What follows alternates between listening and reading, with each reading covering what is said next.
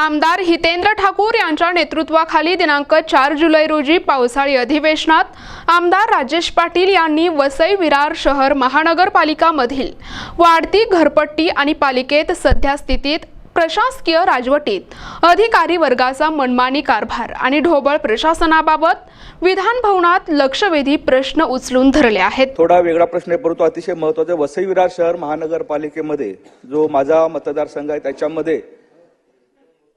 जुन्या ग्रामपंचायती ज्या होत्या 2009 साली वसई विरार शहर महानगरपालिकेची स्थापना झाली आणि जुन्या ग्रामपंचायतीमध्ये होत्या त्या ग्रामपंचायतीमध्ये असलेली घरं तत्कालीन त्याला असलेल्या घरपट्ट्या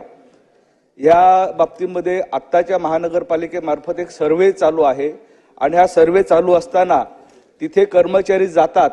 आणि त्या घरांना वाढीव घरपट्टी लावण्याचा प्रयत्न करतात आणि ते तोडण्यासंदर्भामध्ये कारवाई करतात। तर माझं मंत्री महोदयांना आपल्या मार्फत अशी विनंती आहे की हा जो सर्वेक्षण चालू आहे, कारण तिथे कुठल्या प्रकारची बॉडी अस्तित्वामध्ये नाही, त्याच्यामुळे अधिकारी वर्ग हा खूप मनमानी करत आहे। तर त्याच्यामुळे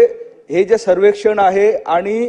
ज्या काही घरांना वाढीव घरपट्टी देण्याच्या संदर्भामध्ये त्यांची जी कारवाई चालू आहे ही त्वरित थांबवाल का आणि थांबावी अशी माझी विनंती आहे।